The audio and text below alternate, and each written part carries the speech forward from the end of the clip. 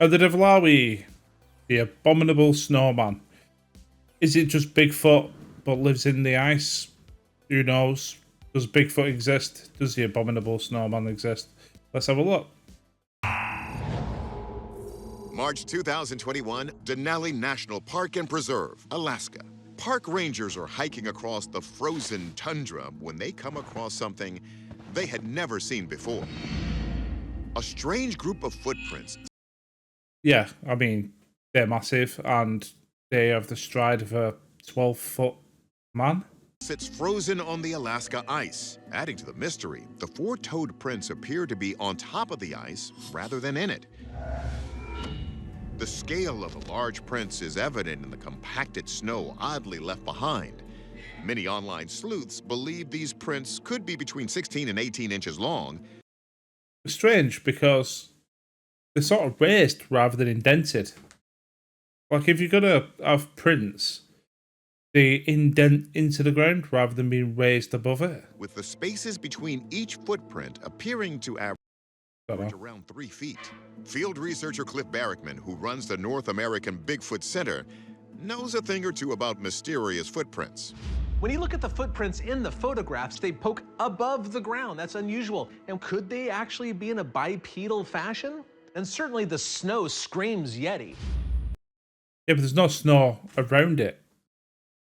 You've basically got the snow where the prints are. There are plenty of stories and evidence to suggest that a Sasquatch-like humanoid could thrive in the frozen tundras like that of Alaska. The indigenous people of the Himalayas coined the term Yeti to describe an ape-like bipedal creature they believe to be stalking the icy cold mountaintops.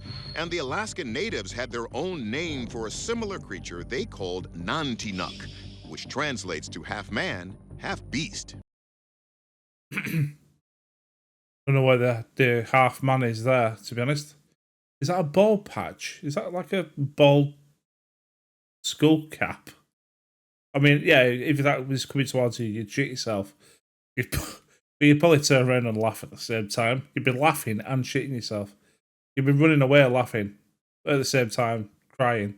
One particular story from Alaska, hunters shot a moose and tracked it, and when they got to the area, there was blood everywhere and 18-inch long footprints, but no sign of the moose whatsoever. Whatever left 18-inch footprints brought the moose with it. But according to Barrickman, there could be another explanation for these prints that many say are downright wolf-like, but huge. Some people have suggested that these footprints represent that of a dire wolf. These Yeah, but they've only just been created by cloning processes, haven't they?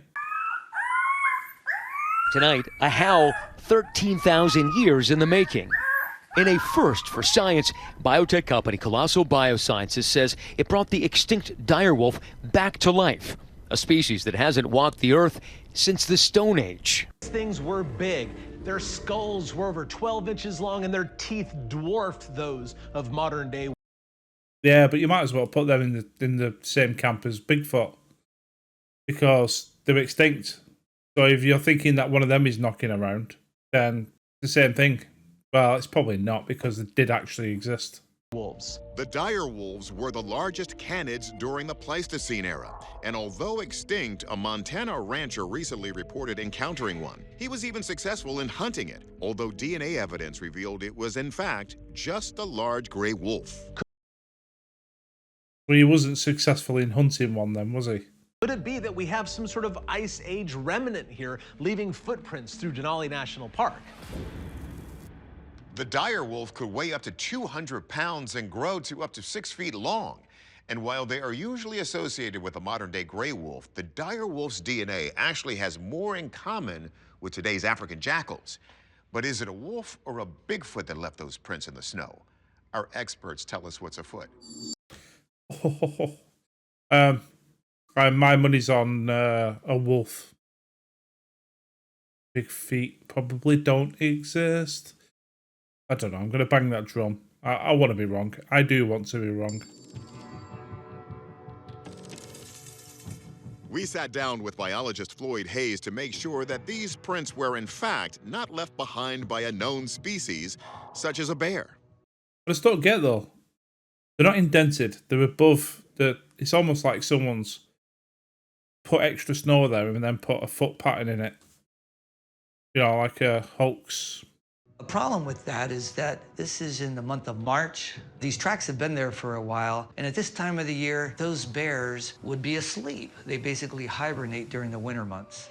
Hayes points out that the shape of the prints do not align with that of a typical grizzly. These footprints look more like a canid, which is a dog of the family Canidae. In bear tracks, you typically see 5 toes, whereas in dogs, you normally see only 4 toes because the 5th toe doesn't quite reach the ground. If these tracks were made by a member of the Canidae family, how could they appear bipedal? Hayes explains. When a dog walks, it often places its hind foot in the same position as its front foot, and they often create a single line of tracks that are slightly offset from each other. So could these be the prints of a long-lost dire wolf? Hayes says that big... I suppose if it's running, it would have a longer stride pattern. Because if it's walking, you're just walking. It looks like a long stride. When you're running, you're sort of covering a longer distance between strides. Bad wolf needed a massive, steady supply of fresh meat. The dire wolf formerly preyed on large species of grazing mammals, but after they became extinct, the dire wolf didn't really have much of a food supply left, and it too became extinct. But that still doesn't rule out the possibility that these prints could belong to some Sasquatch-like beast, such as the Yeti. Anthropology professor and Bigfoot expert Jeff Meldrum first breaks down how these strange prints could be perfectly preserved, pedestaled atop a giant sheet of ice rather than sunk into it. When a footprint Thank you. compresses that snow, it makes it much more resistant both to melting but also to wind erosion. The wind has just scoured away the loose snow, leaving behind the compacted snow beneath the footprint. Did not know that. This process could possibly make footprints appear like they were left behind by an animal much larger than the actual culprit. But they also preserve some key hidden details. Primates don't have individual digital pads. You can see the individual digital pads as well as the larger pad of the hind foot of this canid. The pattern is very recognizable, so this is absolutely a gray wolf and not a Sasquatch. They did look like pretty long strides though, didn't they? So, our verdict? These weren't made by a Sasquatch or a giant dire wolf, just one of the 10,000 gray or black wolves living in Alaska, with some help from the snowdrift to make its paw prints appear larger. Okay, fair enough. They did look like quite lengthy strides though, so if it was going to be a giant wolf, then why didn't they say the stride is a bit too small for a giant dire wolf? I don't know. So, you learn something new every day. You take care, I'll see you on the next one.